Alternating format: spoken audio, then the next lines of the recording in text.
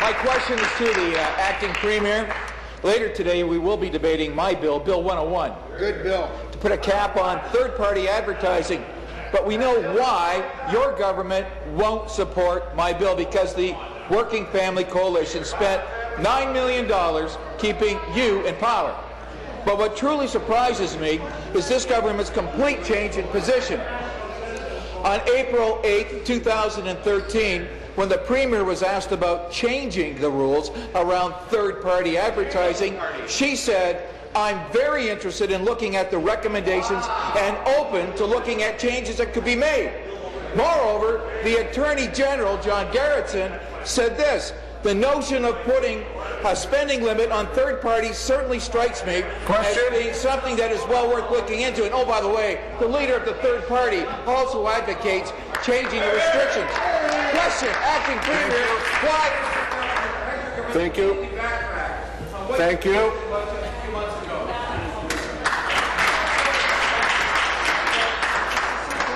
When I stand, you sit.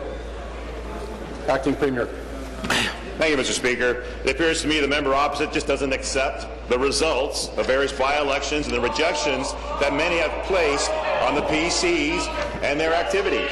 And what's important, though, and as a result of past performances by that party, we, on this side of the House, have introduced transparency and more accountability. In 2005, we introduced real-time disclosure rules. This allows political parties and leadership contestants to file with the Chief Electoral Officer within 10 days. It also requires the Chief Electoral Officer to publish information about the contributions made on elections Ontario. Excuse me. When I mention the member from Renfrew's name, it should be the signal that says, "Stop, not continue." You never heard me. You know why?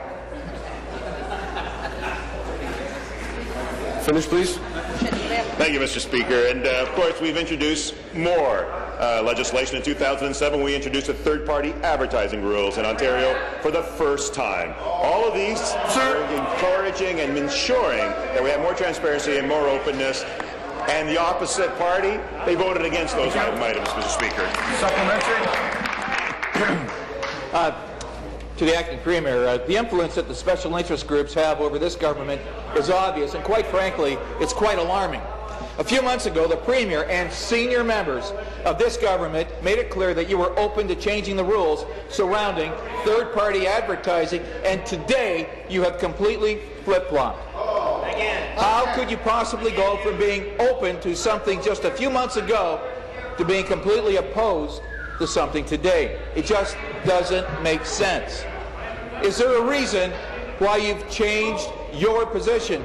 Or did the Working Family Coalition boss, Patrick Dillon, write another letter to you telling you not to support this bill? Thank you. Well, Mr. Speaker, I think the member opposite is not accusing this side of the House in as much as he's insulting the public. I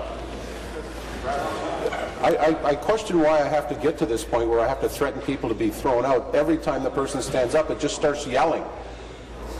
It doesn't make sense to me, truly. And it's going to stop. So if you push it, I'll throw you out. So, Mr. Speaker, the member opposite in many respects is underestimating and insulting the very intelligent of voters in the public. We have, under current rules, third parties that spend more than $500 or more on election advertising are required to register with the Chief Electoral Officer. We put that in place. They voted against that.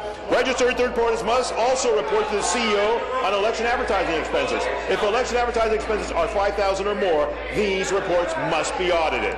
These rules ensure that there is transparency and free speech, Mr. Speaker.